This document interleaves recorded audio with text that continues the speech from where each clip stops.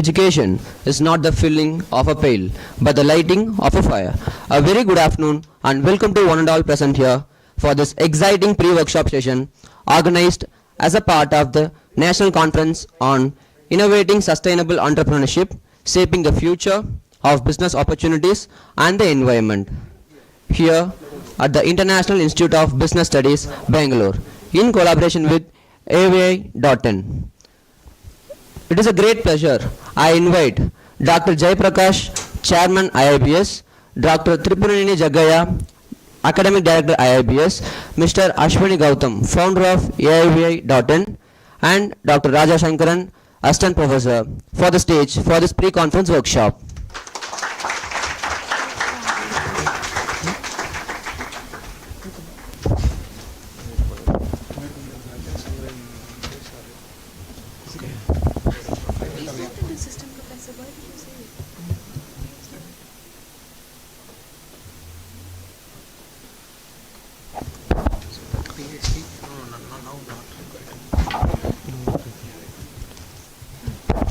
Use the guest right now.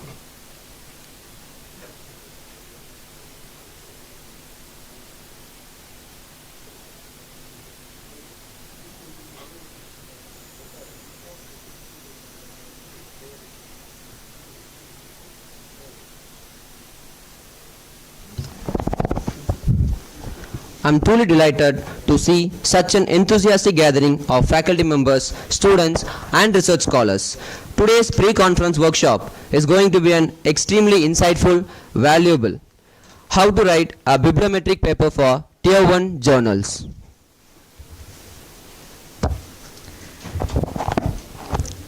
It is with great pleasure that I now invite Dr. Tripuneni Jaggaya, our Academic Director, with over 2 decades of experience in academics, research and conference leadership, to start with an inaugural address. So please.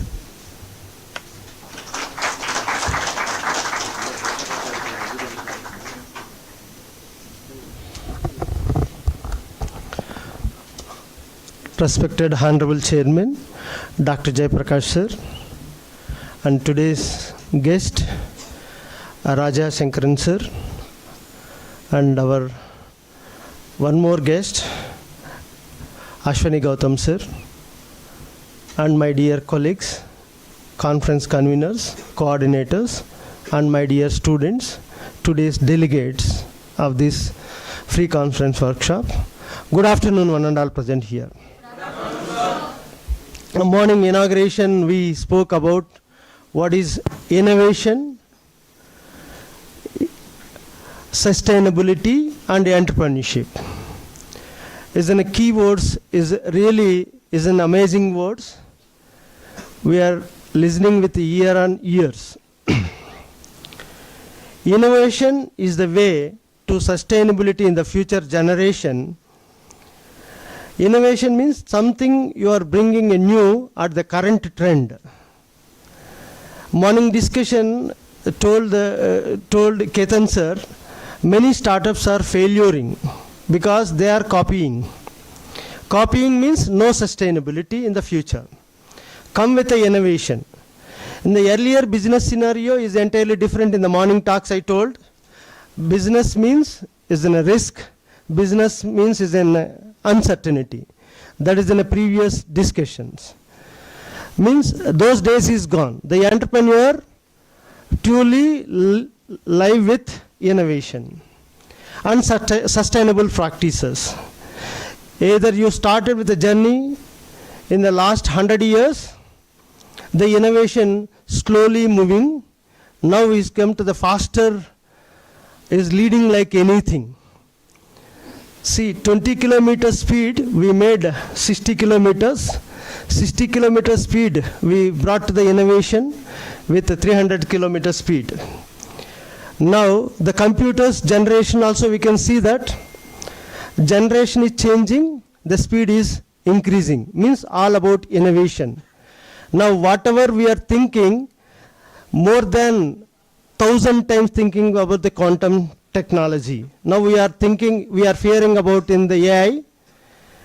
Still we are not able to enter into the AI completely, even though quantum is is involving in the present business systems. The cities, advanced countries are inviting the quantum computers. And quantum is not only a software, is coming to all the areas to acquire the, injecting the business innovation. Means people want to more aggressive to learn this tools and technology. Otherwise, how the business will not able to sustain, human also cannot be sustained. The business will go with a few hands who are talented. They will only lead the generation. Remaining people want to be a dependence in there in life. We can see that in 500 years back, each village will be independent. Each country will be the independent. Then after few years, last you can see the 1780 years, you can see that the country globalization era, we are depending on each other. Means one country happens something, we are suffering a lot from other country also. Knowingly, unknowingly, we are interacting like that. Now again, the world system will come. You want to be independent. Your source will be independent. Otherwise, you are not able to sustain. In coming future, we want to take this type of challenge. You want to make yourself. You want to be independent. You don't want to depend any dependency in anything. Means your body, your activities, your directions, your ideas should be always will be independent. Means this conference will give a more mileage. You have a more dilemmas in the mindset. You can clarify what are the dilemmas you have. There is an experts are coming to the conference. You want to make and enlighten yourself, whatever the doubts and whatever your imagination. Something innovation will come to the imagination. You want to clarify your imagination, how it is in the future, really it is work or not. We see in the Mahabharata, Ramayana, some techniques they are using, disappearing and going within a fly and all. Means our forefathers only discuss in the books. But we are seeing everything. Means whatever now God will do, everything man will do in the coming future. Means we want to replace the God also. That is the technology faster is going. We want to think in this direction and sustain yourself and equip yourself. That is my, the conference is made behind the agenda of this type of objectives. Thank you. Thank you very much for giving the opportunity.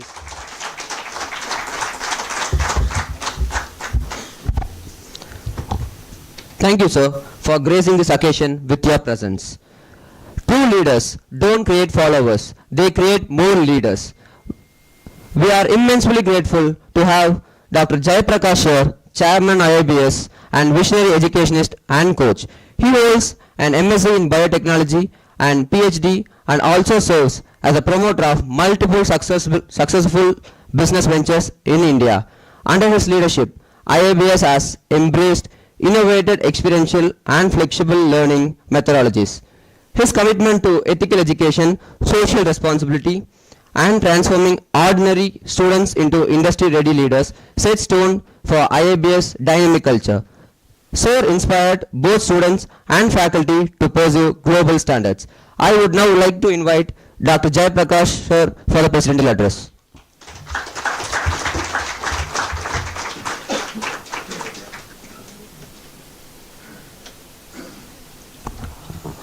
Good afternoon, everyone. The respected guest of today's program, Dr. Raja Sankaran sir, and today's guest are Ashwini Kumar Gautam sir, directors, all the participants for this event. Being an entrepreneur, this topic, this subject, very close to my heart. And when you talk about innovation, when you talk about sustainability, when you talk about entrepreneurship, so really this is the right place to talk and discuss. New mind, new generation, new mind. And whatever you can see, the innovation today in the society or the business is all created an imagination of young mind like you. I'll give an example that I'm talking about almost 10 years back story. So when my son was 5 years old, one Sunday we were sitting at home, so getting bored, what to do? So we thought that let's have a competition. And so what competition we're going to do? So I have given topic. Let's create a beautiful image of school.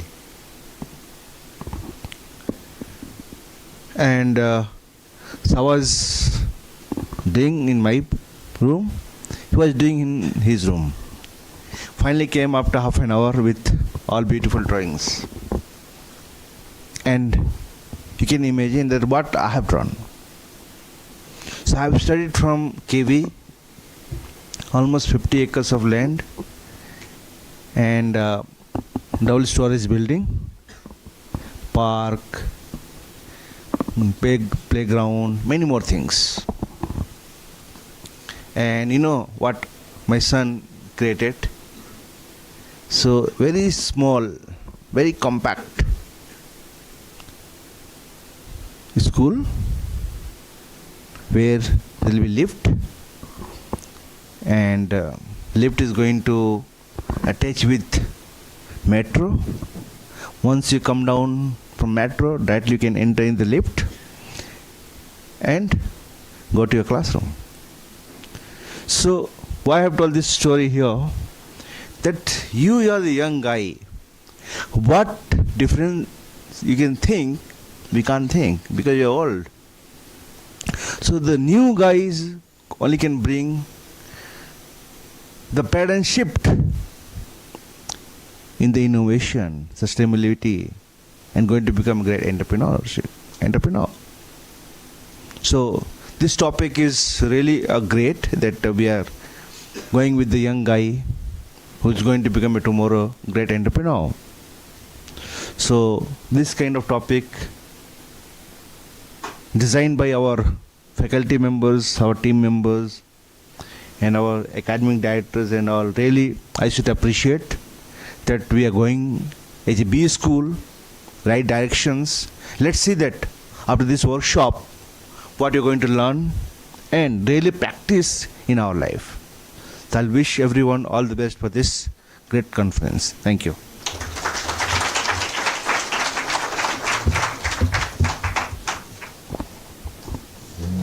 Thank you, sir, for your enlightening words. It is our honor to have Mr. Ashwini Gautam, sir, to address the gathering.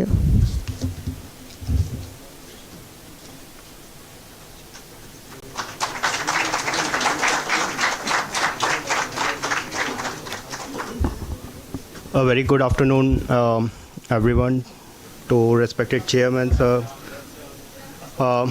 respected Raja, sir, right, and all the directors, faculties, and students here. The topic of this particular conference, right, is very next generation stuff, right? When we talk about innovation,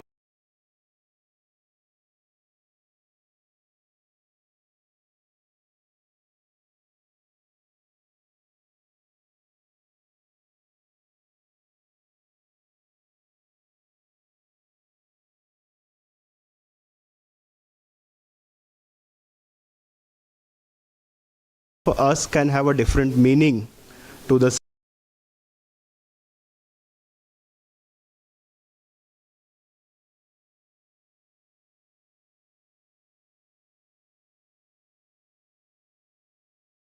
right, with all the big data centers and other things which are getting set up. while consider a manufacturing company, for them sustainability could be something related to the material stuff, right? For example, what material you can make these chairs from, that would be more reusable, recyclable and stuffs like that, right? Without putting up too much of a strain on the resources. So each one has a different meaning to the sustainability, right? And it's a very, very broader term. And as sir has highlighted, right, it's basically for the young generation to interpret the meaning for sustainability for their own good and learn it and practice it to take it forward. Apart from that, I would like to just highlight with respect to the financial word also, right? Sustainability is becoming quite important keyword. Now, I'll not say it's a buzzword, because if you see all the top 100 companies in India are supposed to disclose their ESG related stuff, right? So sustainability is finding its way from the CSR perspective to your corporate world balance sheet perspective, right? And that's where the key changes or key happening will happen.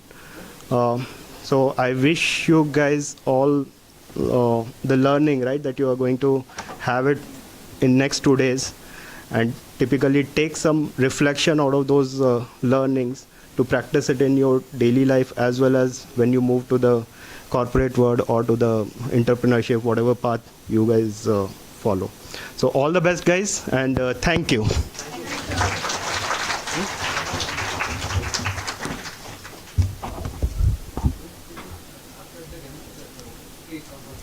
Thank you, sir. We would now like to welcome Dr. Raja Shankran, sir, with a plant.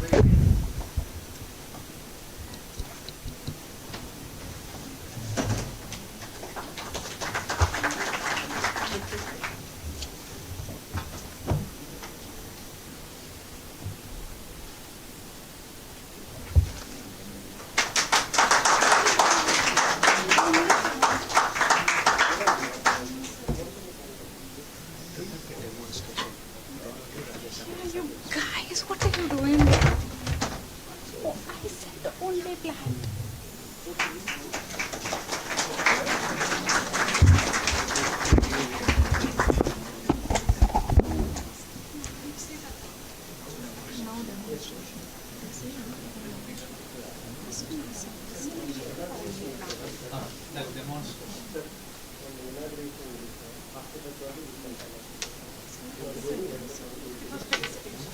What is this? I wrote only plant.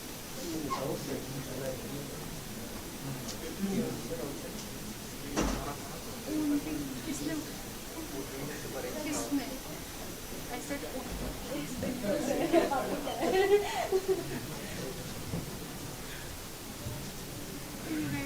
come on, I don't have to understand you. You don't know what is what will you space चाहिए होगी ना laptop पे, I think नीचे डालो, नीचे internet वगैरह से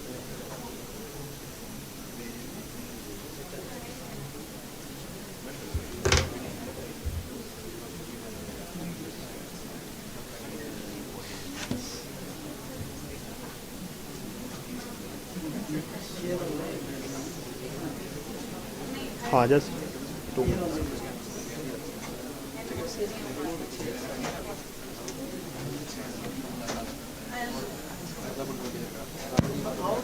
for tomorrow.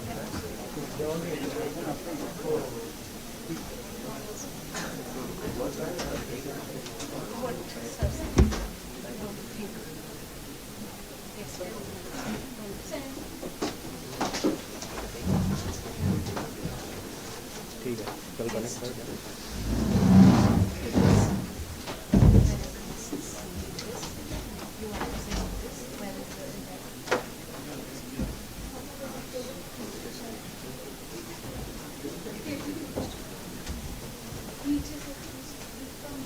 So guys,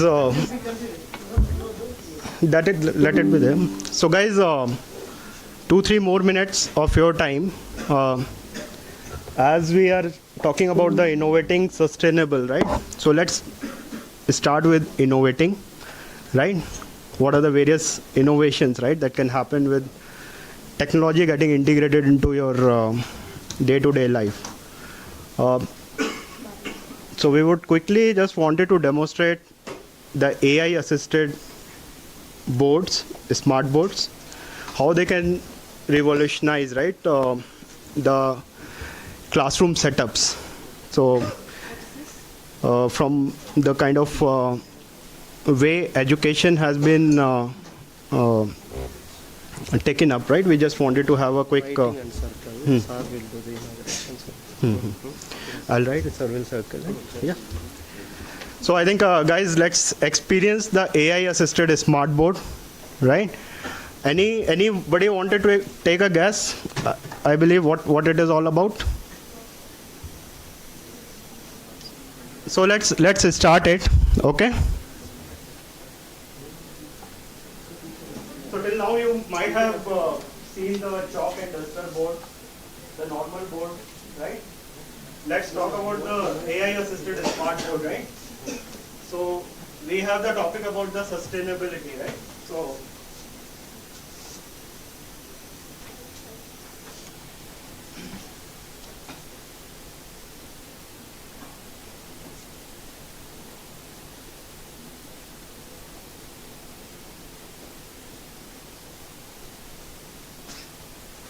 I would like to invite Chairman sir to come to the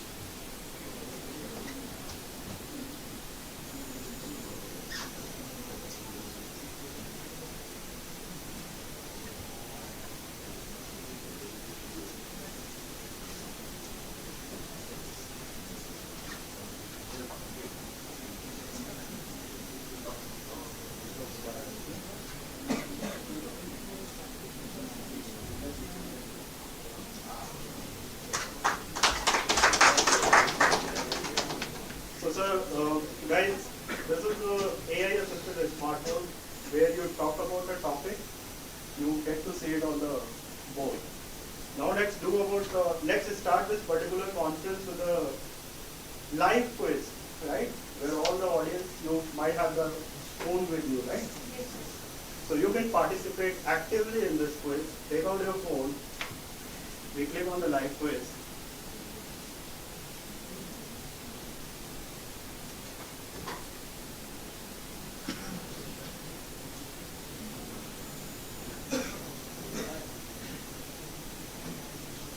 In the meantime, it is just processing. So guys, there is an experience booth which is being set up right outside your reception.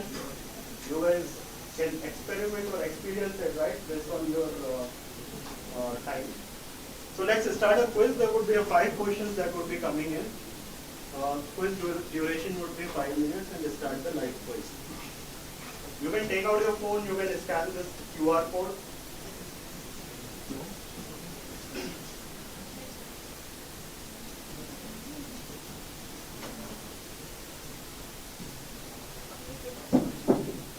So already we have 2 students coming in who have joined. If you are not able to join, maybe you can come closer and do our scan.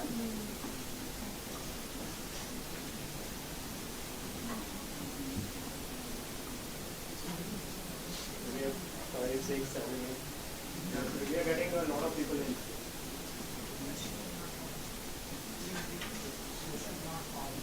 That is okay. You can just refresh it or rescan it.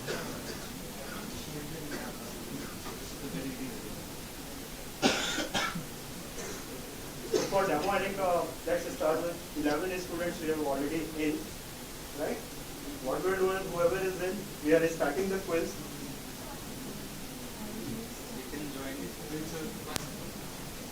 Still you guys are doing? Yes, sir. So let's the number reach to 20 and then we will start, okay? Alright, so 2021, we start the quiz. On your screen, guys, you have the quiz.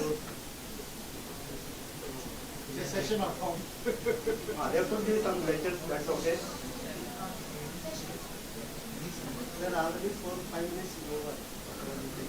Now it is starting, sir. Those who have joined, right, they might be seeing a quiz on their screen. Yes? Yes, sir.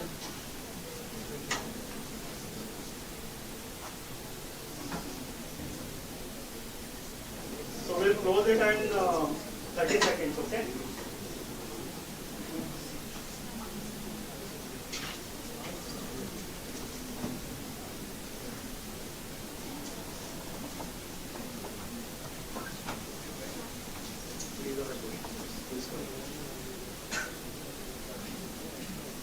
Alright, let's close it, guys. Last 5 seconds.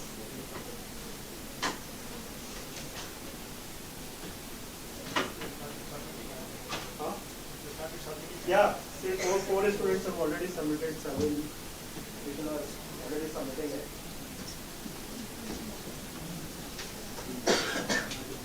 Guys, we are closing it in the interest of time. You can experience the same thing, right? Outside we have the experience booth. Right? You can talk, put down the word, right, and it can be able to give you some more details, right? So I'm ending the quiz. Let's see who would be the leader, right, for this particular quiz. All right. So we have the leader, right? Already, let's say board is giving the first time to Suranil Shah. Who is this guy? Stand up, come.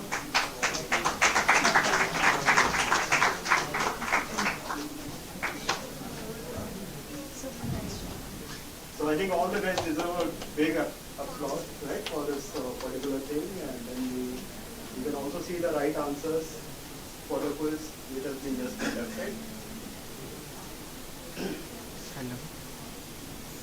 Apart from that, so one more time, can you help us with drawing the circle?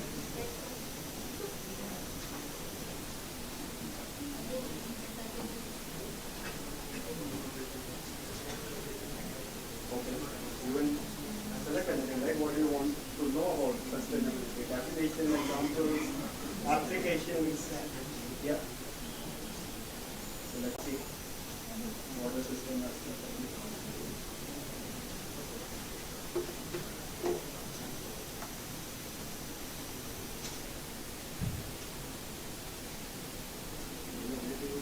Laptop is connected to mobile internet.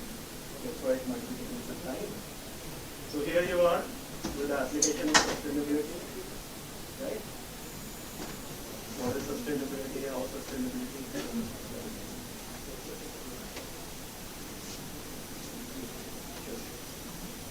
All right. Thank you, sir. So I think with this demo, we would like to thank Sir, Chairman Sir, and everybody in the room. You can experience it outside the Thank you, guys.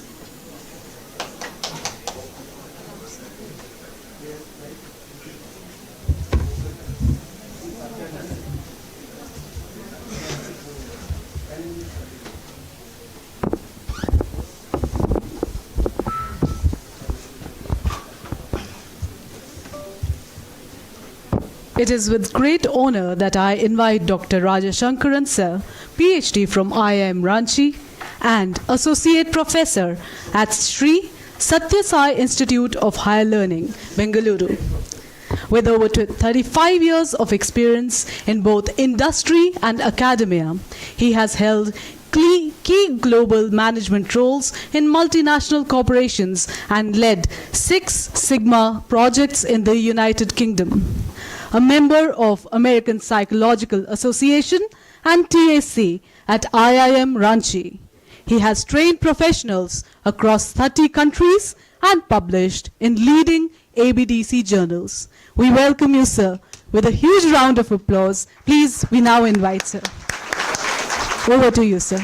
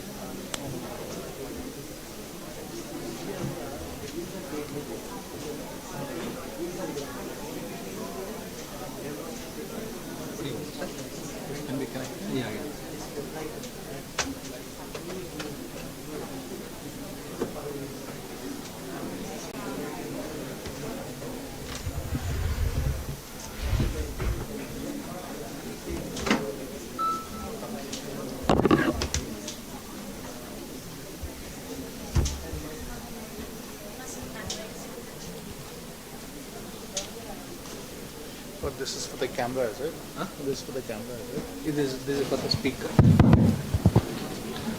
No, this should be okay. This works? Yes, sir. Yeah, I'll use this. This should be fine. That's it, please. Yeah. Okay. Good afternoon, everyone. And thank you so much for inviting me to be the resource person for today. I'm really honored, and thank you for the introduction, ma'am. Thank you to the chairman, sir, and the director, sir, and the organizing committee for the workshop, for inviting me to be the resource person for the pre-conference workshop today. The session today is about bibliometric analysis. I've got few pointers as part of the agenda today. The first is we'll go through a brief of what bibliometric analysis is all about and where and when do we use them. Followed by, we'll look into a comparison of various review methods in order to understand the utility of bibliometric analysis. Now, with the influx of various research papers, there are various metrics which are being used. We look into what differences are these with metrics. Then we will dwell into a 6-step approach. We'll go through a step-by-step approach in order to do the bibliometric analysis. I'll expand on each of the steps in order to understand how do we bring in the rigor with respect to each of the steps so that it could also be well accepted in good category journals. I don't think we'll do a hands-on, but I'll go through the tool. But if you have the installation of WAS viewer, more than happy to walk you through. Otherwise, I'll go through a demo with respect to how do we use the different data sets and make use of the bibliometric analysis. We'll also look into the trends, the way the bibliometric analysis papers are being published in various top journals. So that's briefly about the type of agenda what I have in mind. Sir, what is a hard stop point? I'll try to have my session accordingly. Okay, that's fine. Perfect. Do we have a break in between as well? A few minutes break in between? Yeah? Okay, after the session. Okay, that's fine. Perfectly fine. Okay. So, if you look into the different bibliometric studies, what this trend talks about is for the past couple of decades, say in the year 2005, it was around 170. I've got the data till somewhere the 4 years ago. So there is an exponential growth of the number of bibliometric studies which are even being published. And if you look into these, what the study also talks about it, more than 76% of these bibliometric studies which are being published are in premium journals, including FT50 journals. FT50 are the Financial Times, the top 50 journals which are being ranked by the Financial Times. It's quite prestigious to get a particular paper published in these FT50 journal.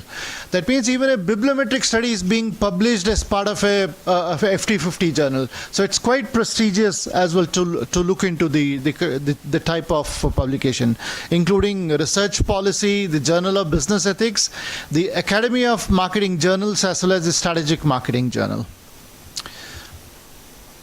So what is bibliometric all about?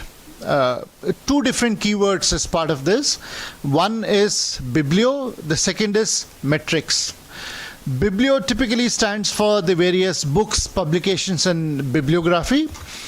Metrics is typically what we use as count, measurement, or if we do any of the mathematical or statistical analysis. So it's a combination of these two that we use in order to refer to what bibliometric would be. Brief about the historic perspective. The term bibliometric was first used by Paul Otlet in 1934. It has gone through its own evolution in order to look in for the type of metrics to be used in for the publication. It was defined as the measurement of all aspects related to the publication and reading of books and documents. And what we also see is the majority of the work that has been done in the recent past was by Eugene Garfield. And there is another one that we look into in the next slide about Alan Pritchard. That's where we look in for the major publications which has come in from the different bibliometric studies. So the term bibliometrics was coined by Alan Pritchard, which says the application of mathematics and statistical methods to books and other media of communication. I'm going into a little bit brief from the part of the historical perspective, the way the term evolved and who coined this particular term. So what is bibliometrics all about? What is measured is not physical properties but statistical patterns. For variables such as authorship, sources, subjects, why these are required is when we go in for the NIRF rankings as well as the different affiliations, these are the terms which are predominantly be used in order to understand what type of publications the authors have, whom did they co-author with. It could also be looked in from the point of view of performances, for example at individual level, at the university level, as well as at the country level, and the type of publication that has been co-authored with others, other universities as well as other parts of the world. All these metrics are again used as part of the NIRF ranking. So when the university gets a ranking by the government, each of these are again of prime importance. So bibliometric analysis provides a precise method to evaluate the contribution of a paper as well as to the advancements of knowledge. What the advancement is, we'll look into in a particular moment, by which we will we'll use a particular data sets in order to create clusters and then see how we can do the advancements of the knowledge. So it is a study of quantitative analysis of publications. That means we are not doing in a qualitative but a quantitative by looking at the different metrics that could be used for the purpose of ascertaining specific kind of phenomenon. So what is a phenomenon? We want to understand the way the evolution happened. For example, if you look in for, say, everybody is familiar with cryptocurrencies, right? What is the backend with cryptocurrencies? Blockchain. Yeah. So is cryptocurrency the only application of blockchain? You can have your certificates also using the blockchain technologies, right? That means the authenticity of each of these documents that can be used with blockchain. Though it became very, very relevant with the point of view of cryptocurrency. So we can look in for the type of domains and the evolution of what happens with respect to the kind of knowledge it brings in from the phenomena. The study is a statistical analysis patterns of publication. Here we are focusing for a bibliometric analysis specific to the publications. I will be focusing today from the point of view of the different research papers. It measures academic and organizational performances. Again, as I said, all this is accounted for as part of the NIRF ranking, which is done by the government, typically the Ministry of Human, the HRD, and the UGC, which provides the ranking of different universities across the country. So this is one of the number of publications of each of the faculties that we have, the type of collaborations that we make is utilized in order to develop these sort of metrics, which goes in for the university rankings. And there are such of these metrics which are used related to the publications, number of publications, number of citations, as well as the collaboration network. It also analyzes the research productivity, top cited publications, countries which has got scholarly outputs on a specific area, domain, or the research perspectives. The most frequent keywords which is used, for example, today what we are talking about is sustainability, artificial intelligence, Gen AI. Yeah, all these are something which are the different keywords which are used across today. I'm sure most of you would have used LLMs and the Gen AIs. So we can look in for the most frequently used keywords, and the trend it goes through over a period of time. We can also visualize the trends from the existing literature and overview the current state-of-the-art topics to help future research. Now, what we need to keep this in mind is that bibliometric analysis does not deal with theories, methods, and constructs. These are typically used when we are working on empirical studies. Empirical studies typically starts with our studies based or grounded in theory. We then develop conceptual model, we define the variables and the relationship amongst them, collect the data, do a statistical analysis, test the hypothesis, arrive at the results. None of this is done as part of the bibliometric analysis.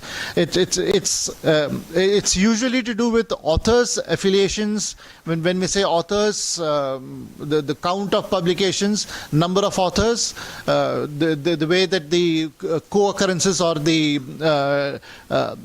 network of the authors or the collaborations of them, affiliations, countries, citations, co-citations, etc. So we start with what is the purpose of bibliometric analysis. It provides evolutionary models of science, technology, and the scholarship. It could be the level of colleges, the structure, the evolution of the discipline over a period of time, or even the concepts.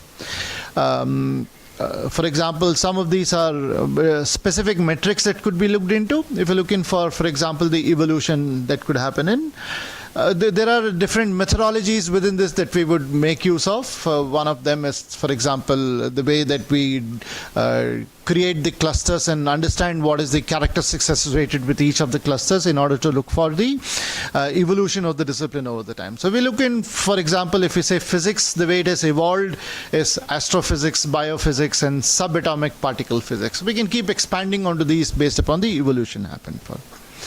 How did the concept evolve? For example, cryptocurrency, this is a typical example that we looked into now. Some of the applications of these bibliometric analysis would be to identify the research trends and the growth of knowledge. Since it's all based upon the metrics, we look for the past trends to understand the different publications from different authors, to identify authorship and the trends on the different subjects. We can also at a greater extent understand based upon the trends what could be the forecast. We can also look in from the productivity of publishers, authors, organizations, and the countries. We can assess it either at the micro, meso, or at the macro level. For example, at the household to community to the region or the country in order to assess the performance. It can evaluate the impact of the research output. So there are plenty.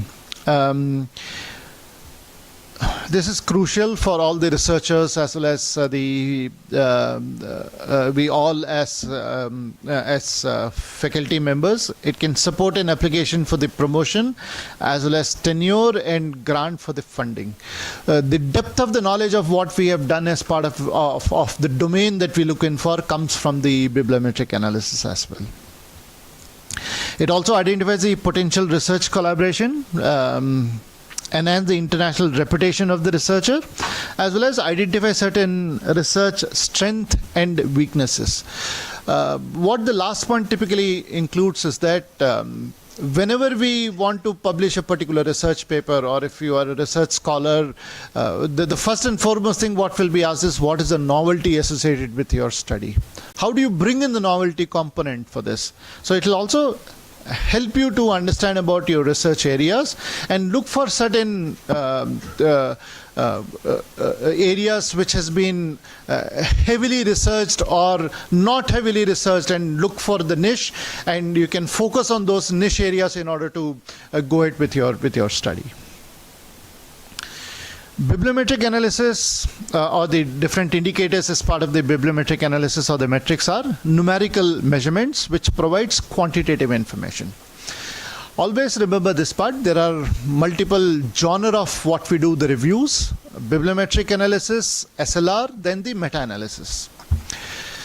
Bibliometric analysis is typically what we do from a quantitative perspective. SLR is purely qualitative, which is a systematic literature review. The different indicators that we use as part of bibliometric analysis are authors, departments, institutions, countries, many more for this. I'll show some as part of the tool that we could make use of. Bibliometric analysis always relies on what is known as bibliographic information. Now, what does it mean? What is the meaning of a bibliographic information?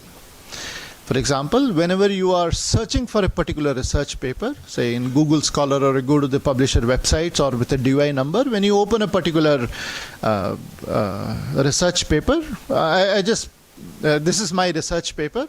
It's a qualitative study of why consumers make mobile payments applying a means and chain approach.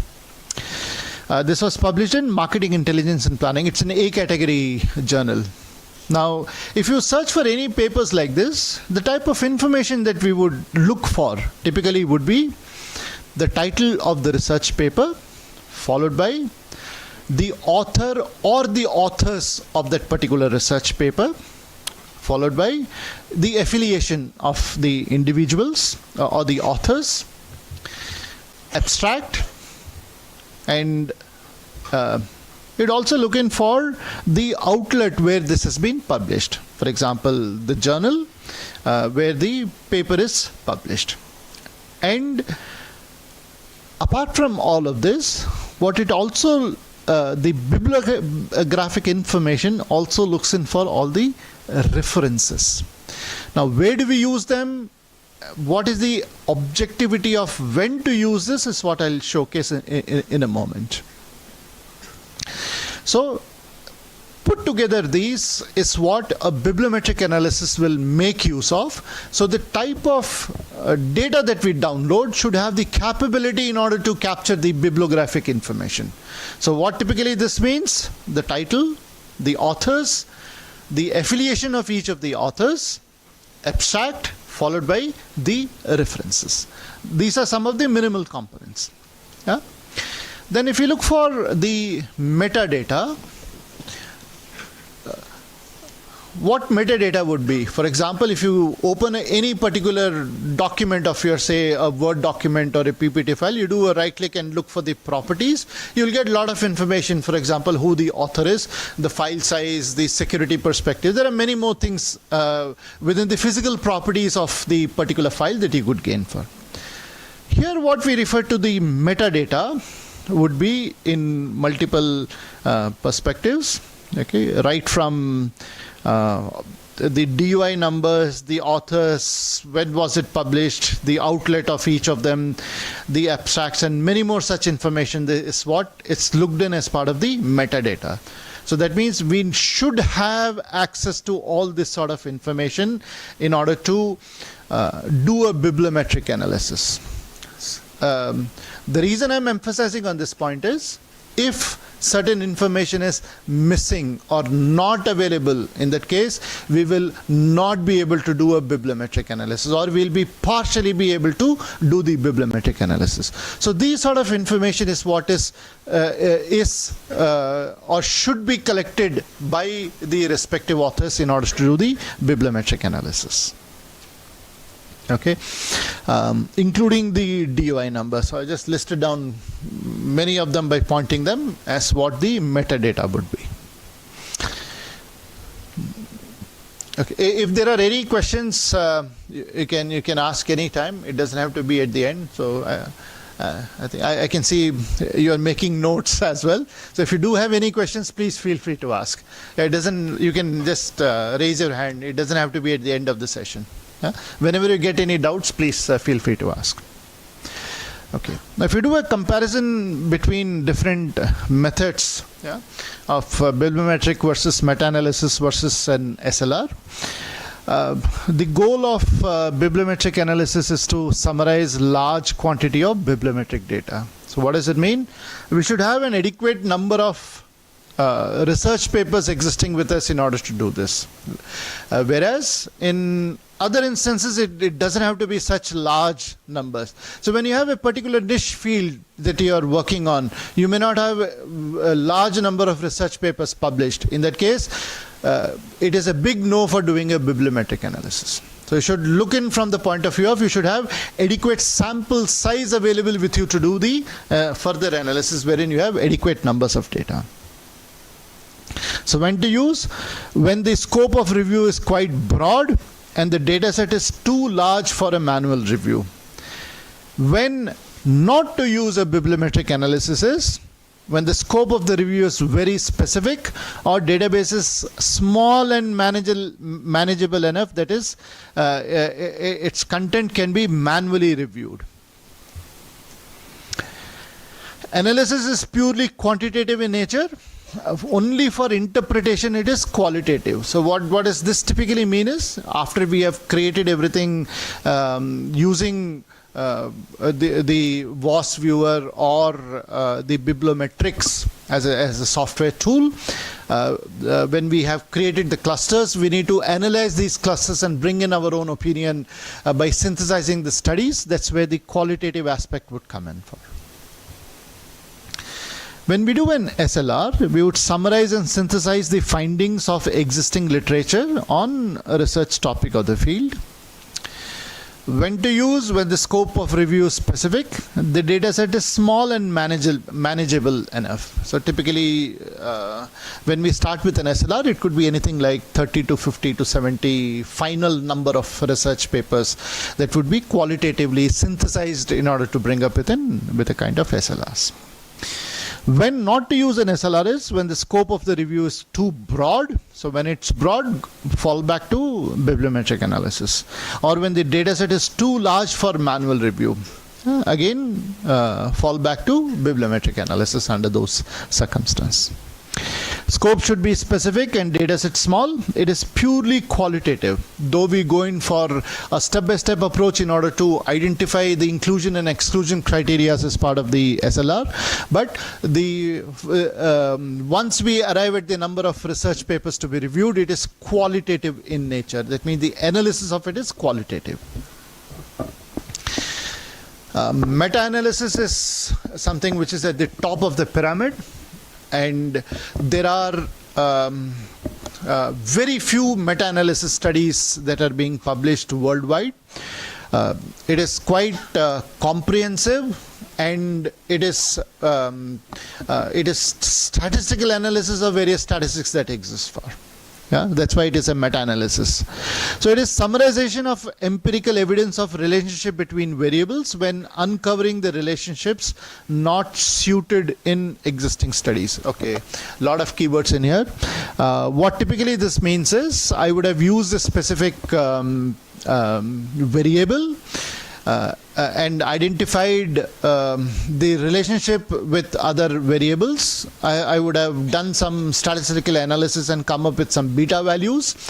Based upon the sample size, these could be larger or smaller, as well as supported or not supported with respect to the different hypotheses. Then the next level is to go in for the meta-analysis in order to summarize all the empirical evidences. There are multiple methods by which we would make use of this as well, and it is purely quantitative in nature with respect to both the evaluation as well as the interpretation of the meta-analysis. So today's we'll focus on the bibliometric. I won't go into much more details about the rest too, which is the SLR and the meta-analysis part. So what are the elements of bibliometric research? One is the domain, which may manifest as, for example, a particular construct. For example, customer engagement. So what typically this means is, I'll go through with some of these examples as well, that I can, what do I need to do? Is this fine if I duplicate it? This is visible, right? Clarity is there, right? Yeah, okay. Now, I have a lot of links associated with my slide. I think I need to stop and restart this then. Yeah, this works. Okay, this is, I think this is still the same. Why doesn't go into a duplicate mode?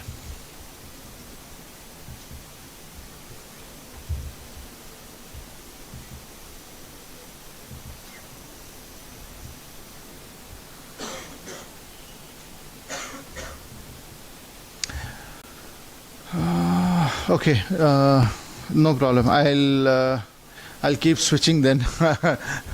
Okay, so this is one of the research paper published in Journal of Business Research, JBR, which is an A category journal. It talks about the past, present and future of customer engagement. So what they have done is, they have used only this particular variable as customer engagement. They have identified the past, present and future associated with this by doing a bibliometric analysis. Yeah? So it's an excellent paper which talks about multiple perspectives. Okay, I won't go into each of them, but when we go into a step-by-step approach, maybe I'll show some of these perspectives as well. Yeah, so if we look into the way that these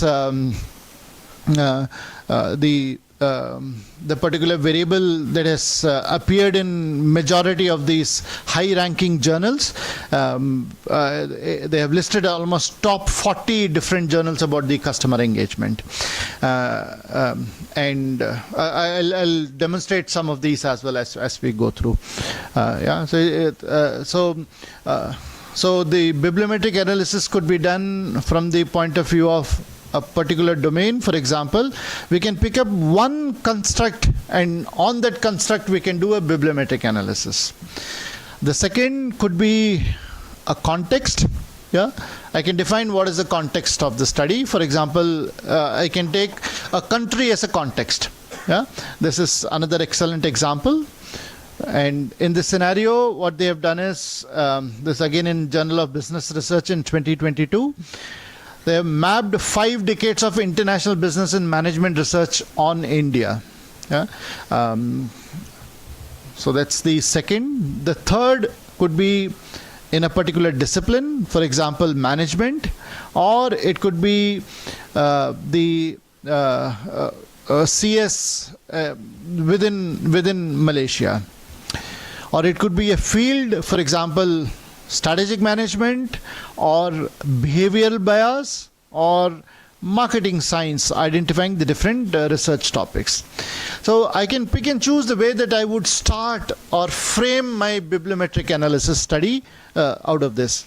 Or the fifth, it could be specific to an outlet. For example, from the conception of the Journal of Business Research till today, the type of articles that are published, how many have been published, what the trend has been, the type of collaborations in the network has been. So it could be based upon a particular outlet, which is a particular journal, say Journal of Business Research or International Journal of Research and Marketing or Journal of Services Marketing or IJIR or Journal of Academy of the Marketing Sciences. So we can pick up a specific one, a specific journal, and look in for the bibliometric study associated with that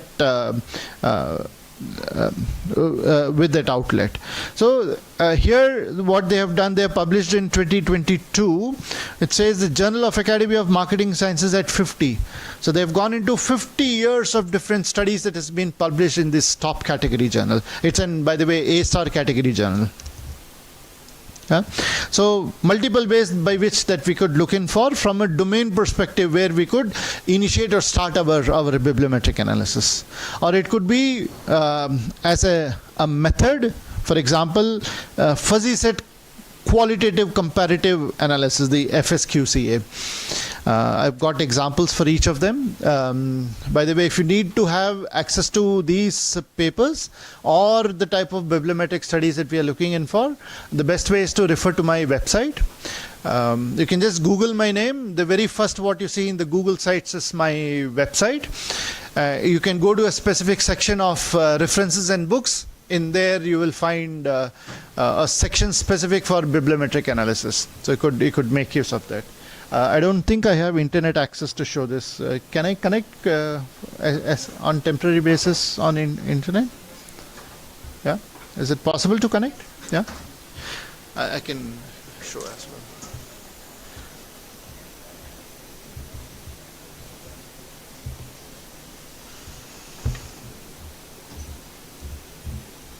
I saw the password. It's fine, sir. You can see it. Oh, sorry. ये तो मेरे को confuse कर दिया.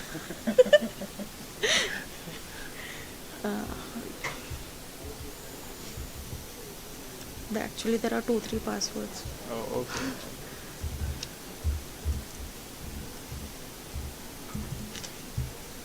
Oh, not 25. No.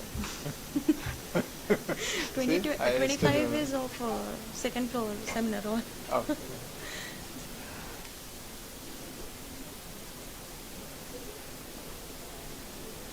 Is it okay if I connect my own? Yeah, I think it's connected. Thank you so much. Yeah. So a quick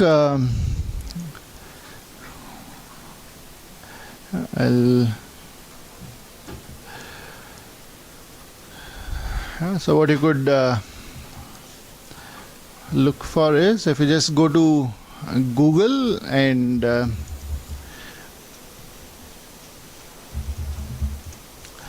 you can just type my name.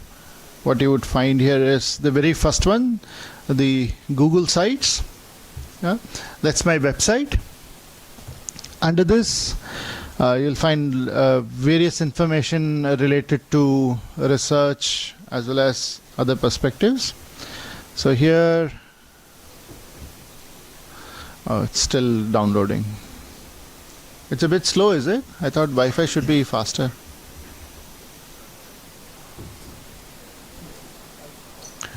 Yeah.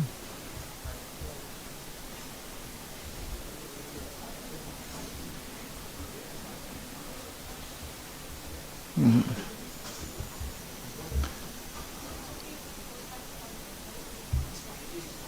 Mm-hmm. It's working fast. Okay, I'm not getting those menu options here. You can use my nick. It's fine.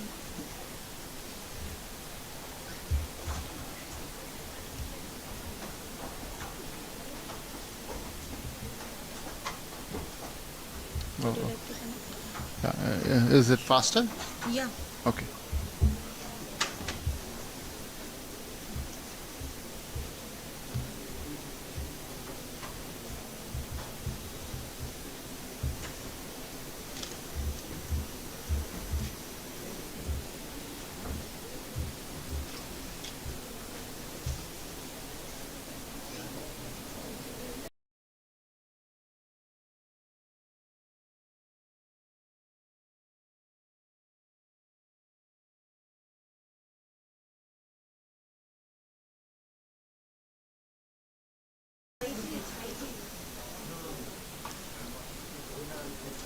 Yeah, okay, this is definitely faster. Okay.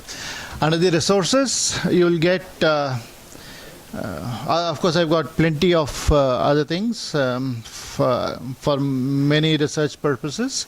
So here, what you could do is go to this particular option of research papers and books. Okay, I've got a specific section here related to bibliometric analysis. So anything from number 12 onwards till what you see is till 32 is related to different publications associated with all the category journals, and the step-by-step approach that I'll be talking about is listed here. We'll be using a VUS viewer for doing the bibliometric analysis. So these are technical details associated with those. And similarly, if you need to use the HIST site, another tool, I've got those links as well. So these are the things which could be used in. And if you're interested in SLR, would be the next section, and then typically further down from there. All these are related to heavily on the research perspectives. What you could see is some 300 plus, and similarly after the papers you've got books and other associated items. You can expand onto this and go through. So you'll get something around 200 to 300 different ones here. And similarly, what I also have is you can also connect with me on LinkedIn. I've got different newsletters associated with this. A typical one, what I would be referring to would be, if we just refer to R1 Raw. Yeah, this is read one research article a day, a week, sorry. Read one research article a week. So for this month's theme is SLR. So typically I would have one research article in a particular week. Since we are busy with multiple other things and we multitask and do that, this gives a good a view for the researchers in order to read at least one good research paper in a particular week. So this is the theme that I have for this particular month. And you could also subscribe to the newsletter, and you'll get an update as and when it is published as part of your inbox.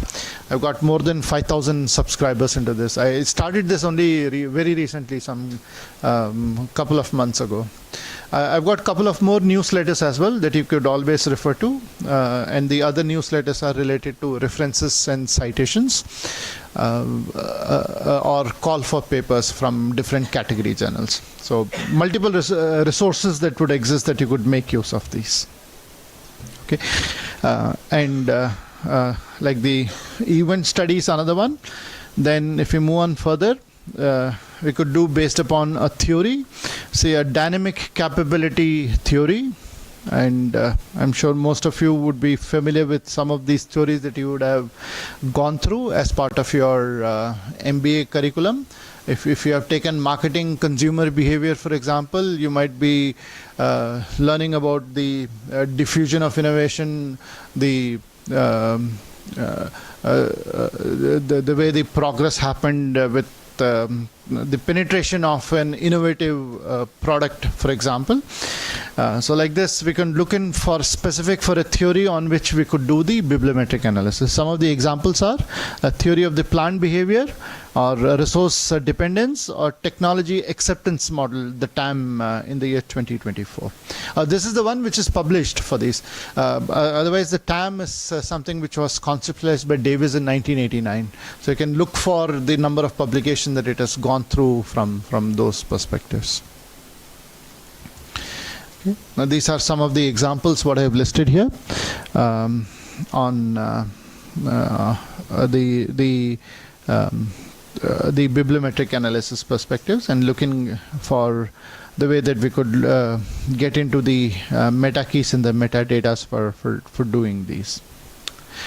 Okay, then we'll come into the specific approach or a step-by-step approach in order to conduct the bibliometric analysis. We'll go through a typical 6-step process. The first step is identifying the research objectives. Step number 2, developing a research design. Remember, this is for a bibliometric study. Third, the bibliometric data curtain. Fourth is methodology and the software to be used. Step number 5 is analysis and the results. And the final step is related to interpretation and the findings. As all our research studies start with the research objective, it will be something similar in case of a bibliometric analysis as well, in which we identify what is expected outcome of this particular study and develop the research questions. Research questions are the one which acts as a guideline or a framework within our study. Something same is what is applicable here as well. Step number 2 for the research design.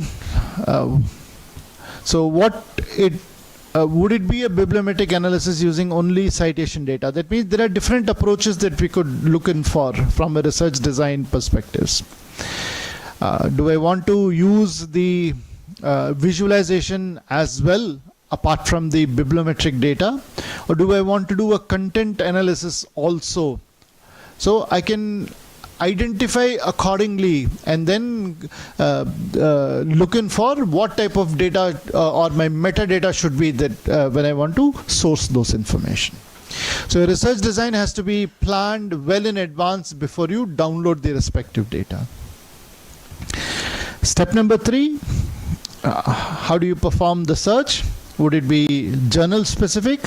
Would it be based upon the keywords? Or would it be based upon the founding article base? That means you pick up a particular seminal paper and start reviewing only from those bases. How would you select the journals? For example, you would like to look in for the Scopus or the Web of Science databases, or the keywords, or the founding article. Which databases to search? How do you filter the data? And then identify all your inclusion and exclusion criteria. This step is quite crucial in order to understand what will be the outlet of your publication as well. For example, if you're publishing in good category journals, they would like to have the base associated with the way that you have identified and filtered the relevant information should also be of high quality. And that high quality comes in from identifying them to be part of the ABDC or ABS category journals. So you, as part of your inclusion exclusion, you can define those protocols and then make use of it. The next step identifies with the softwares to be used. With the bibliometric approach, for example, would you want to do citation, co-citation as well as co-author analysis? Then which software would you use? Would you use only a WAS viewer, or would you use it with combination with bibliometrics? So what would this mean is that you need to have familiarization with each of these softwares. That's number one. Second is the capabilities and advantages associated with those softwares as well. And you need to be different softwares are different. You can't just run through the same data set onto those. So it does go through a cleaning process and to understand which databases to be used for a specific software as well. The next step from the analysis part, which are the most cited articles, which are influential institutions, the journals as well as emerging topics. How would you reveal the intellectual structure of a research domain? Yeah, for example, you could use some, would you be using a cluster analysis? And accordingly, you need to have the softwares to be used in as part of these. Would you use a multi-dimensional scaling, a factor analysis, or a network analysis? So this would be something which needs to get into an advanced level as part of the bibliometric analysis. The last step is to do with interpretation. So are the research questions answered? As typical of what we do in case of an empirical study, your study starts with a research question and that should be answered as part of it. The same is what happens here as well. Ensure that the research questions are answered. Did the research question reveal any novel findings? With these novel findings, then you can take it up for further research studies as empirical study. How should future research be proceeded further on this? So it's a typical 6-step process. Yeah. Do you want a mic or is it okay?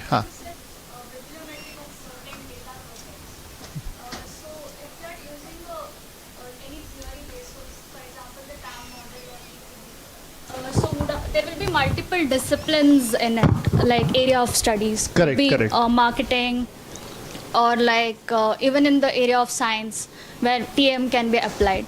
So if I have to do particularly on TM, then do I have to concentrate on one area, that is marketing, or I can do it as a whole, like multiple disciplines? Okay, very good question.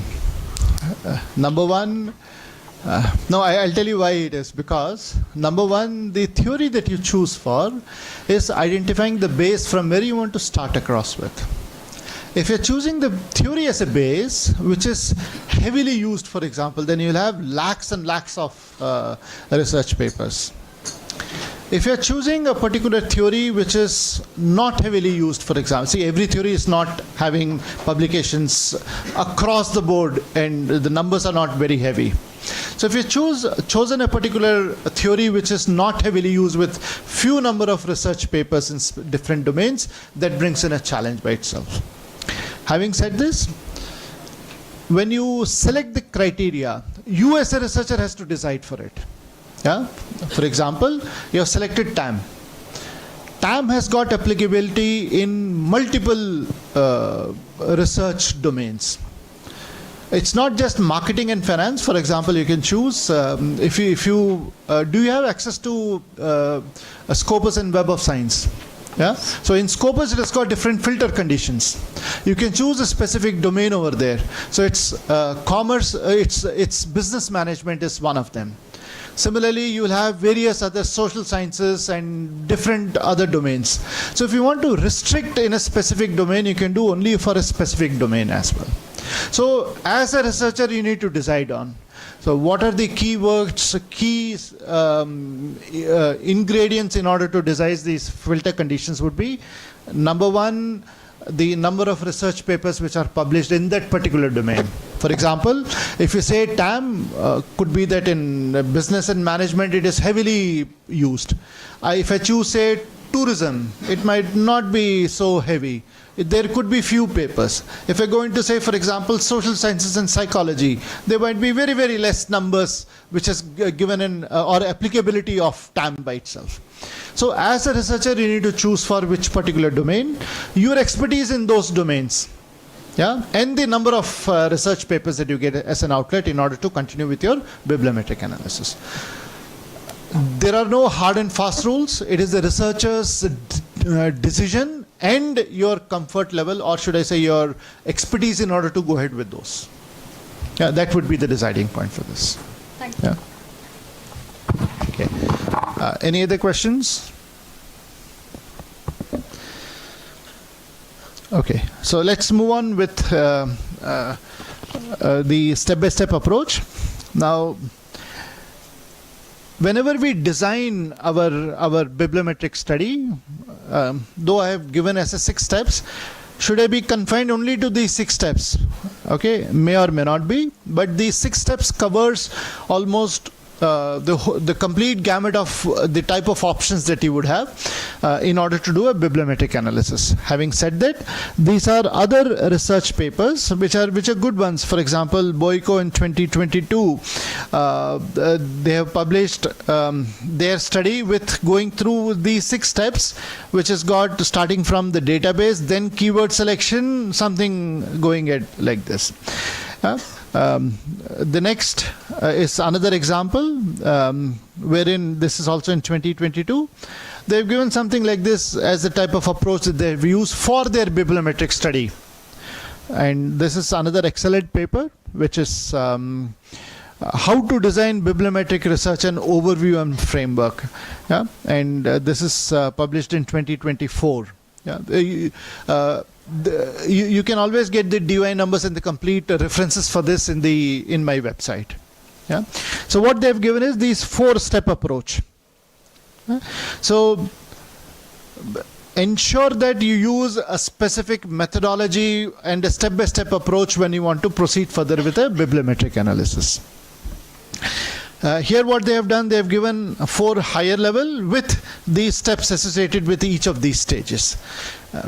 You should have a knowledge about multiple ways that different authors have made use of as part of this study. Very basics, when you want to start doing a bibliometric analysis, this is an excellent paper that you should be referring to, which is by the author Clarin, Klarin, in 2024. Starts with how to conduct a bibliometric content analysis. The focus is on content analysis as part of bibliometric analysis. Guidelines and contribution of content co-occurrence or co-word literature review. So it goes through quite in-depth if you want to engage with doing content analysis as well as part of bibliometric. So they've given these step-by-step approaches, the type of softwares to be used. Since it is content analysis, if you are engaged in qualitative study, you know what content analysis is by creating different content codes, master codes, which is an iterative process before you go into the further analysis of the same. Something similar is what we could do with, once we have the keywords and identified them, we can go in for a content analysis with our bibliometric studies as well. They've given a step-by-step approach on how do we perform for this, and some generic research questions or objectives related to them. Excellent paper. It's again a category journal, International Journal of Consumer Studies, as part of the Wiley publication.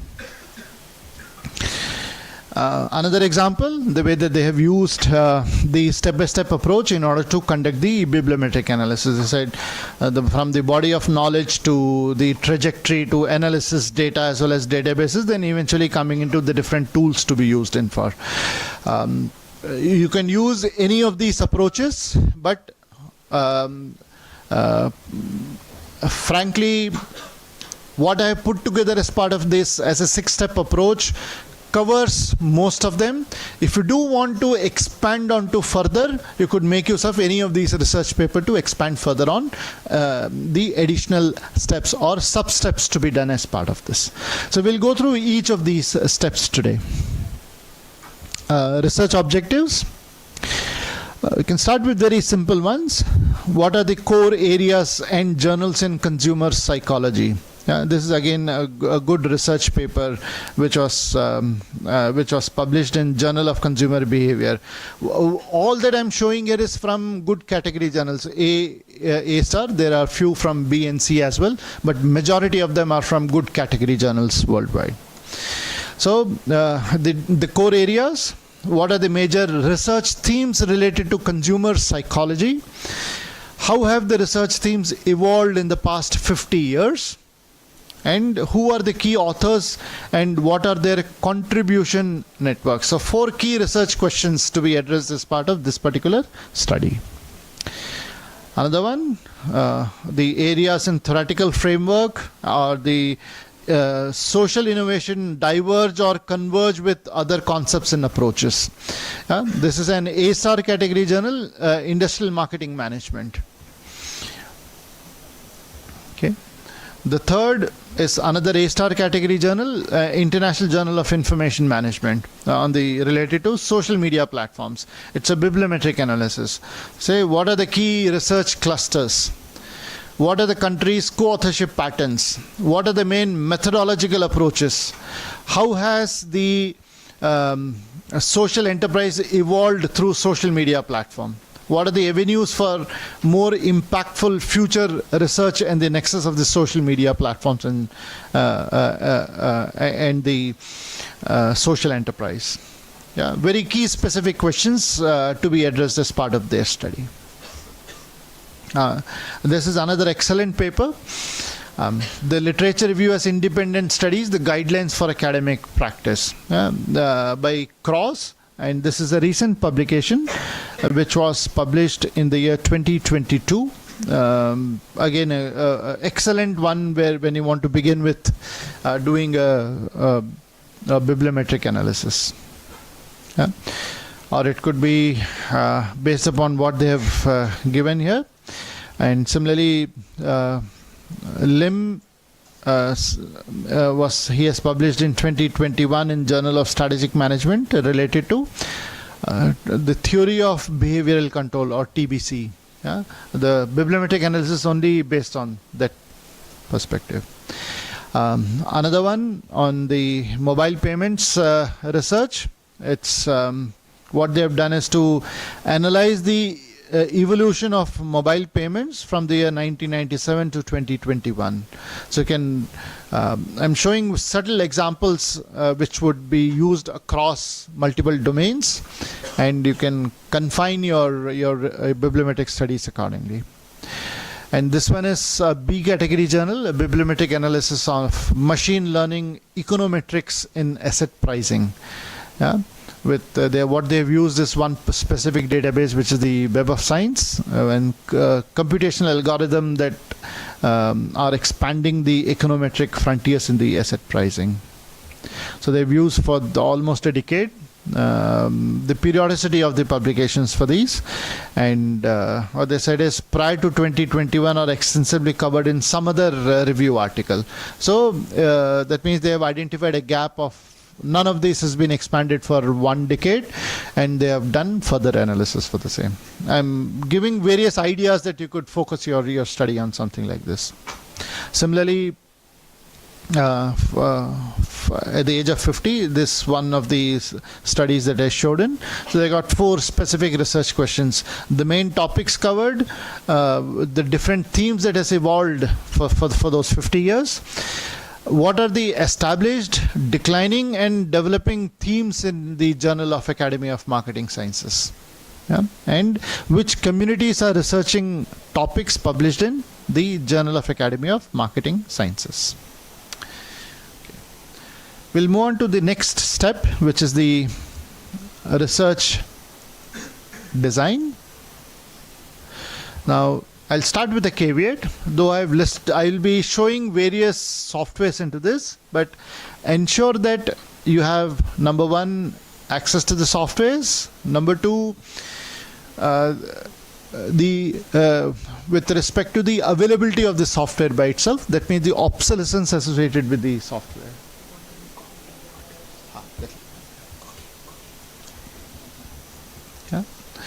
So when we start with the bibliometric analysis, yeah, we look in for the different methods to be used and for. How to use, I'll just demonstrate in a moment. So these are some of the planning that needs to be done before we do the analysis. So I say I would do a bibliometrics which includes citations. In citations, do we also look for go backward and go forward? Do I need visualization or not? If I need visualization, what is it I'm looking in for? Co-citation, bibliographic coupling, co-author, and the co-word. If I need to do a factor analysis, that could be done either with co-citations or with co-word. Am I interested to do content analysis? If yes, is it conventional, is it direct, or is it summative? Yeah? All these again, with my design, is it standalone as bibliometric, with visualization, or with content analysis? These are some of the initial planning stage that I need to ensure about the analysis design part. Then comes, for each of this, what should be the different softwares to be used? Each software has got its own capabilities. One software cannot do everything. Yeah, so we need to have adequate knowledge associated with the software. For example, if I do something like citations, it's a simple count, so I could make use of as simple as Excel. There is one as Bib Excel or HIST site, just for the counts. If we're going for visualization, there are different types of softwares available. Starting from VOS Viewer, which is a free downloadable software which could be used for visualization, or you could use SiteSpace or SitNet Explorer, Gephi, many more things. And also R has got different packages that could be used in. Now we have with R Studio a software as Bibliometrics. Similarly, for content analysis, if I want to do it much more of a manual approach, I could use Excel, or I could use NVivo for doing the content analysis part. So based upon my analysis design, I need to have adequate selection of the type of software to be used as well. The next part for this comes with what type of results can I achieve when I select these. If I do only these, for example, the citations using the concept of go forward and go backward, very basics onto this, what I could get is top articles. For example, I want to say top 20 articles published, or top 5 or top 10 articles. I can say which top are the journals which is published in that particular domain, as well as who the top authors are. That's the max what I can achieve for. When I go in for the next level of the visualization as well, there are many more things that could appear as an outcome. Yeah, intellectual structure, the diffusion of knowledge, or development over a period of time, emerging trends, emerging literatures, and those. Yeah. Then if I move on further with this, I can look in for the conceptual dynamics when I do something with content analysis. So accordingly, you need to pick and choose the type of so the emphasis here is on the analysis design, and accordingly the type of methods that you choose for your outcomes are totally dependent on that. Yeah?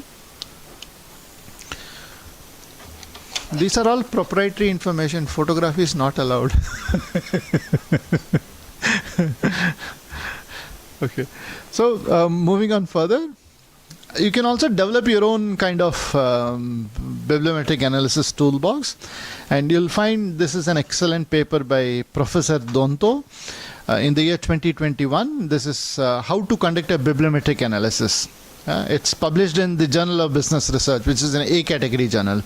You could make use of this. What they have given is an excellent method of identifying, like what I put together into these boxes of content analysis, whether I want visualization or only the basic bibliometrics. So they've also put certain things with respect to the different techniques to be used in. So techniques could be with performance as well as science mapping. So if I go in for performance analysis, the different publication metrics, citation versus citation and publication related metrics would be the basic performances. When it comes to the science mapping, citation, co-citation, bibliographic coupling, and these are the other things which could be looked in for. Similarly, if you want to go in for some enhancement techniques with network analysis, there are many more things which could be achieved as part of it. And if you go in for the clustering, this is where we could use the exploratory factor analysis, or an EFA, followed by hierarchical clustering and MDS and various other approaches for. So in the research design, it is typically based upon the author or the researcher in order to dwell into how much detail and the depth is what you want to make use of while performing the bibliometric analysis. The next step related with the data. So multiple search conditions and criteria would exist for making the selection. For example, this is one of the extract from a JBR paper which was published in 2024. What you see on the right hand side is the search criteria or the string that they have used, and for this is related to digital transformation. I hope you all understand what this means. If there is a question mark or if it is put in double quotes with an asterisk. Yeah. So all these are different wildcard characters that needs to be used appropriately by selecting the or using the keywords to make use of in the search criteria. The different search approaches that you could use for, starting from simple text to Boolean logic to go forward and the go backward. Multiple approaches exist for. As a researcher, you need to decide and identify how comprehensive your study needs to be and provide all this information as part of your manuscript so that you could provide a rigor as part of your study. Yeah. The methodology and the protocol that you have used needs to be explicitly specified as part of your study again. Okay. A simple example of depicting the same of and or not using the Venn diagram. So if I got, say, for example, these two keywords in which I want to search for, if I use an or, it will be a combination of all the studies related to these two keywords. If I use an and, it is only the intersection part that will be returned as a result. If I use something like not, so that means A not B or B not A, accordingly those would be the results that would be returned. Yeah? So we need to be mindful of making use of these Boolean operators as part of the search so that we don't make mistakes appropriately. Apart from these, use the wildcards, the phrases appropriately, and the proximity delimiters. So you could make use of all these and be mindful of when and where would you be using them. For example, there is always a difference between UK versus American English, so British versus American English. The way that whether there is a U or not. Yeah? With the S or Z representation.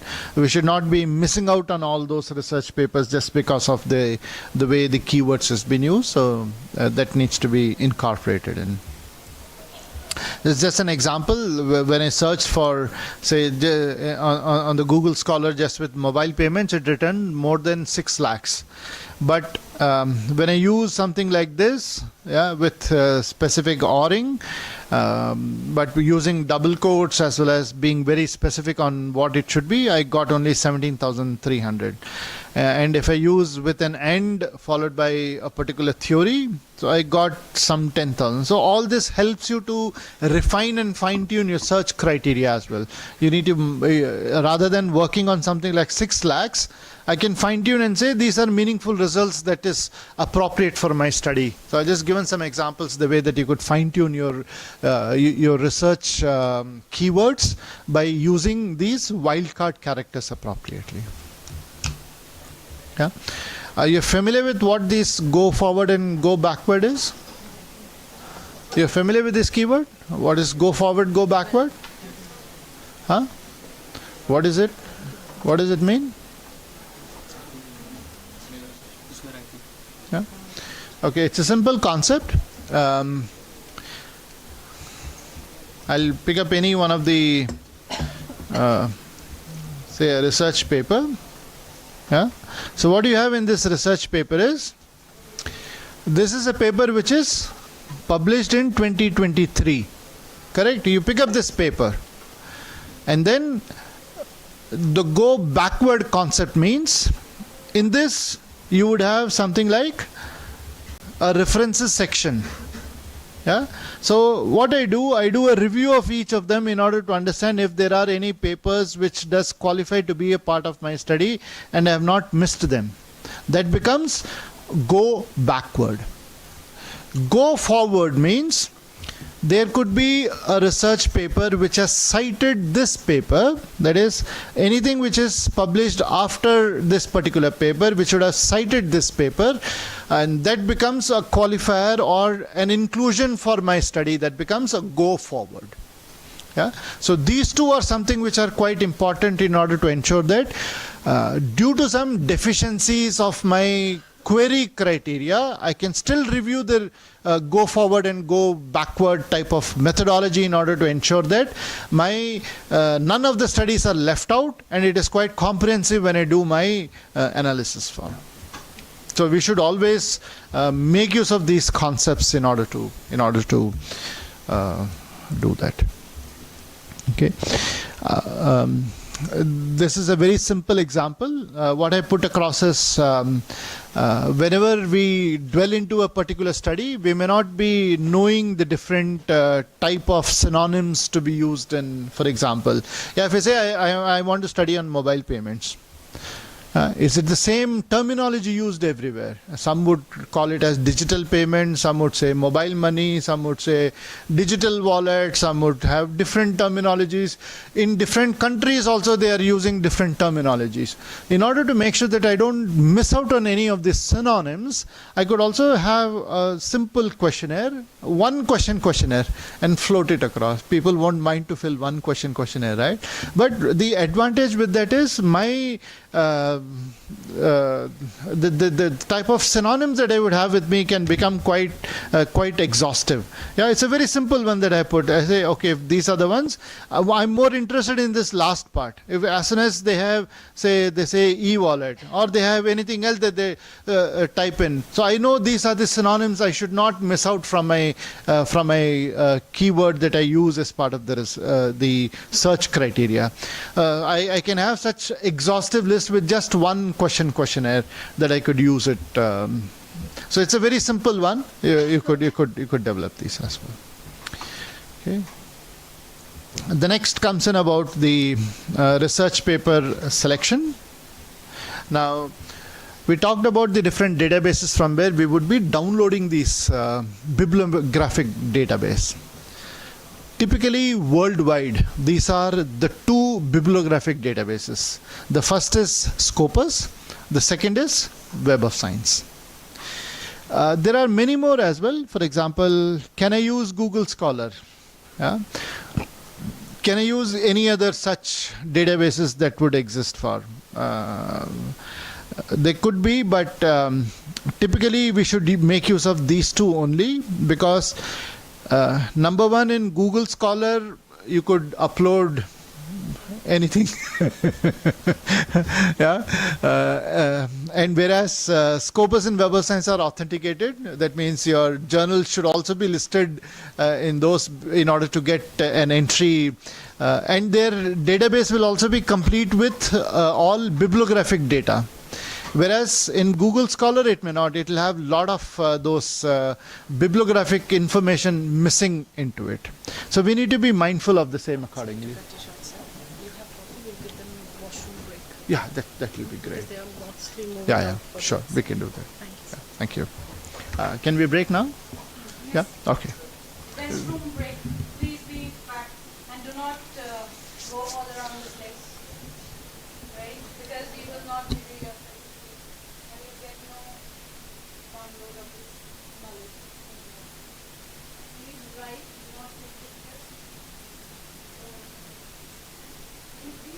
In this term, you can go for reviewing yourself and not back. Everybody will not go at once. First the first 2 lines and then the next 2. And immediately when you will come, then the others will go.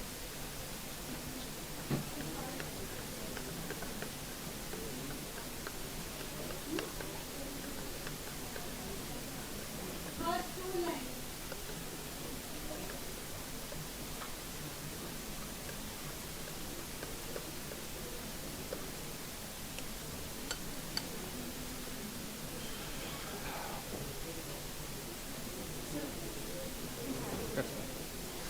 Oh yes, thank you so much. First 2 lines started. First 2 lines. When they'll come back, then you go.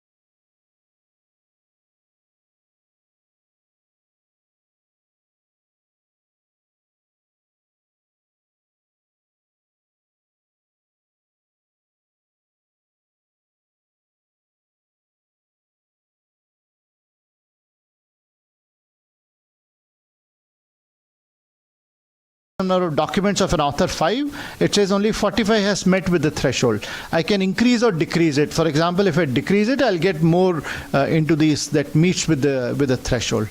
And accordingly, I can decide and then choose for the results. Yeah, out of 198, then this is the where there are additional steps that we could do. For example, at this stage, I can do a right click and say I can deselect a specific one or export those. I can also export the author's relationship and then work on further with each of these. So, I'll just repeat the steps. I pressed escape key.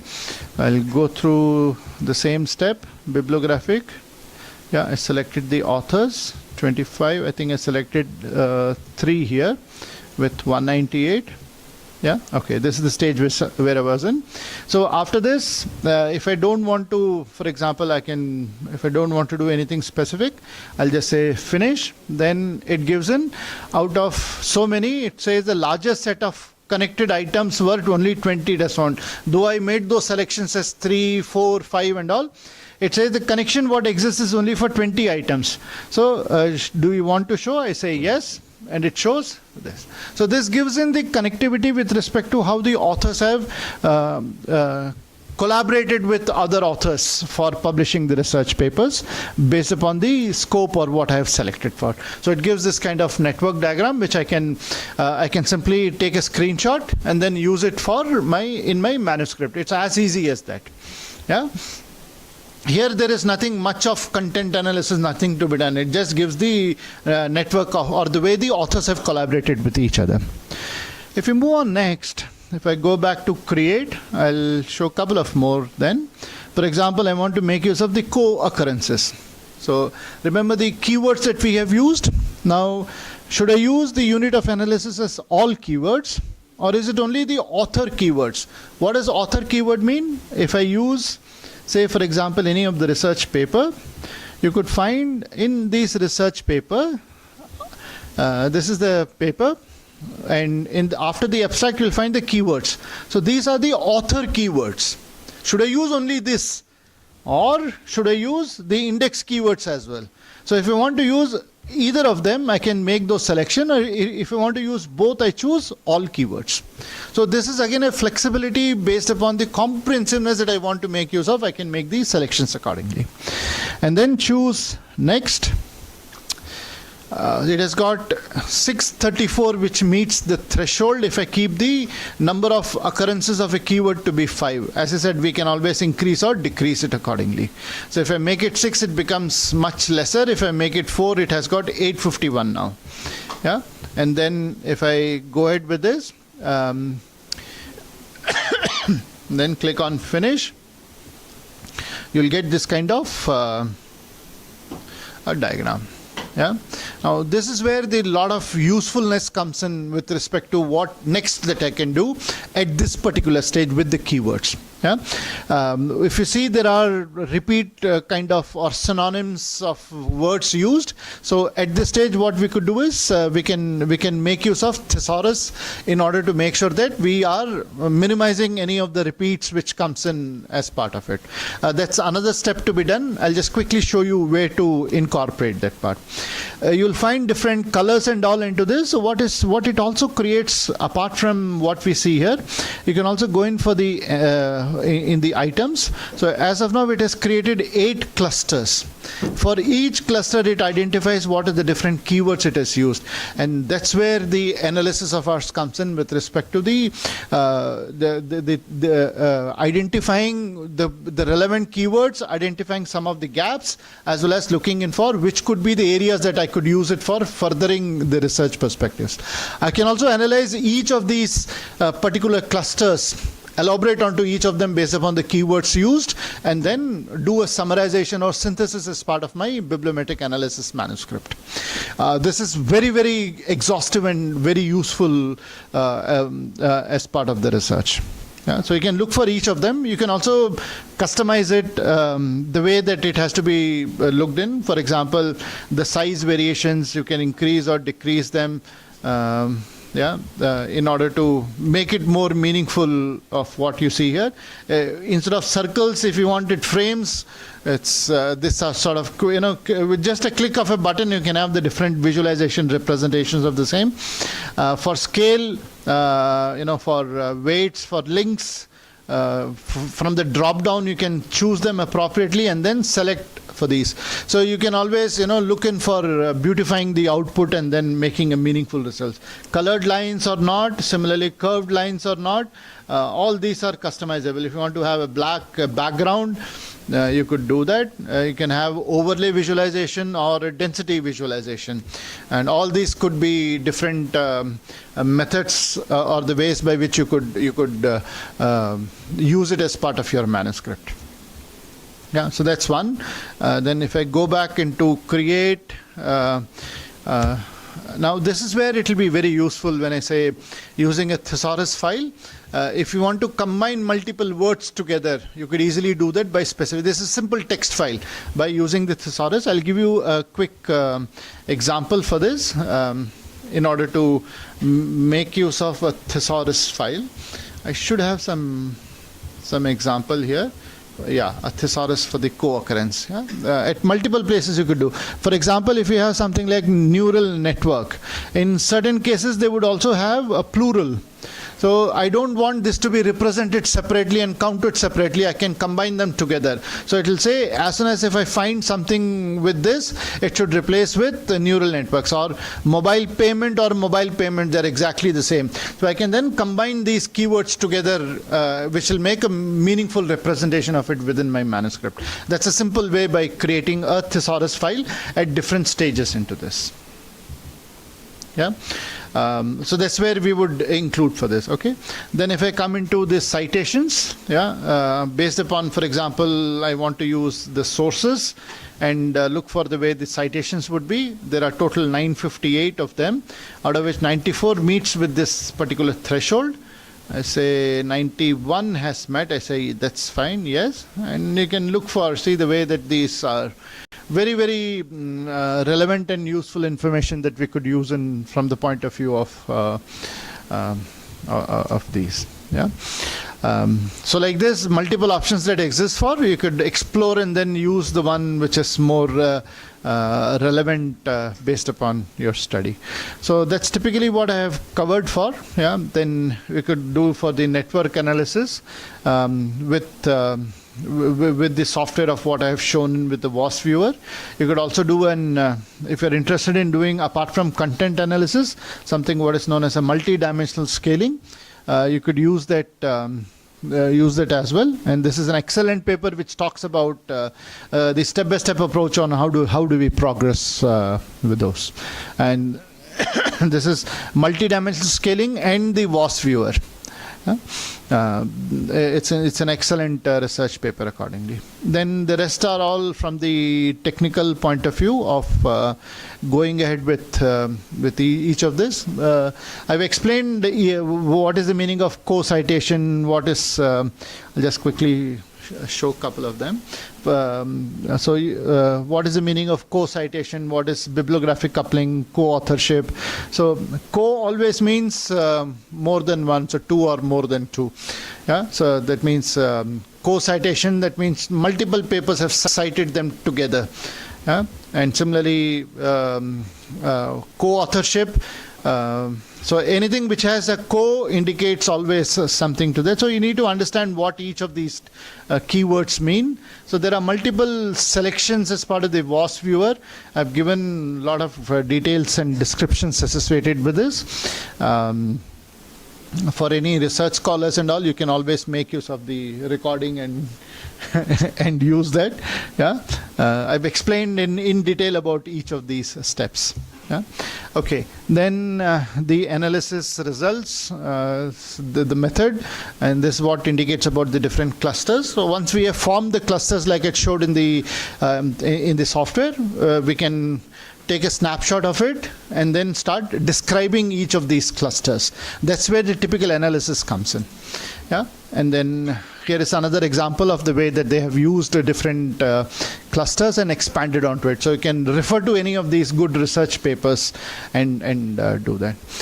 This is another excellent paper which talks about the guidelines of making use of bibliometric analysis using a sense-making approach now. I've got various of them. You can use them at your leisure. So what I've showed, a lot of these information are available on my website, including these papers like how do you do bibliometric reviews, some guidelines associated with this. It's an A-star category journal, Journal of Academy of Marketing Sciences. Excellent paper that you could refer to for the guidelines associated with this. Yeah,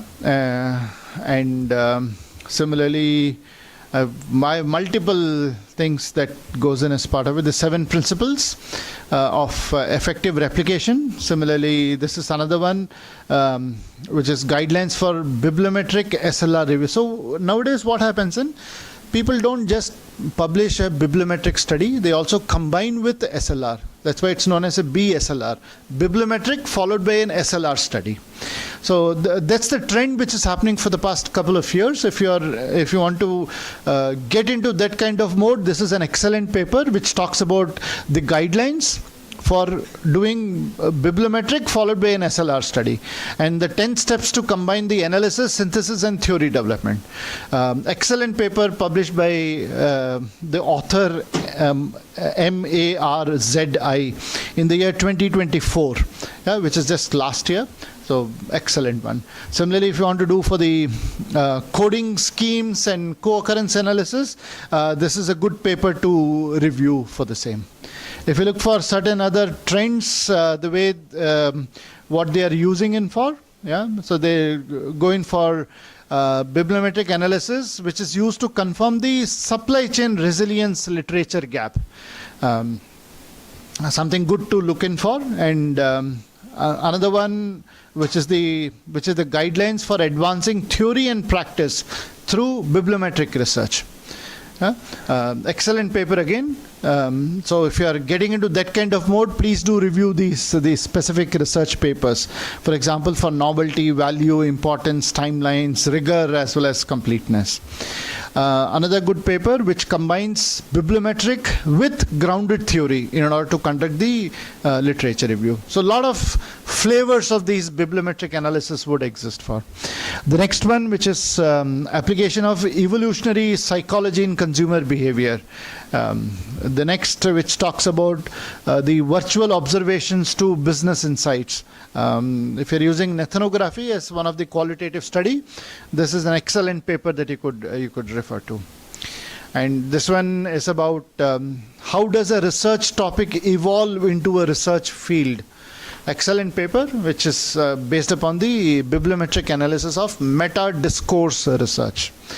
So multiple flavors that does exist into these. So please do review them at your leisure in order to get much more in depth about the type of zone that you want to get into doing the bibliometric.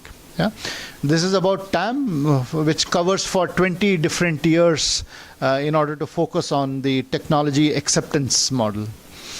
And then this is the next one, using both bibliometric and SLR for the dark personality de facto amongst the students, which was published in Personality and Individual Differences. Something about digital innovation, data analytics, different research questions and the way that they have used. And similarly, there are certain guidelines available under the British Academy of Management with respect to the literature review. So please do review them at your leisure. So before I close, are there any questions related to this topic? Any questions?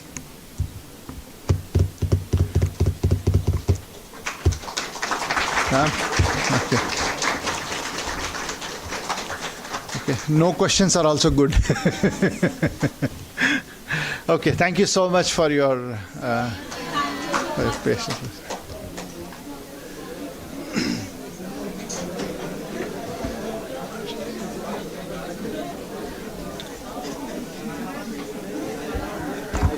Thank you so much, sir, for your incredible insights today. We shall now have a short break, and we will start the paper presentation by 5:15.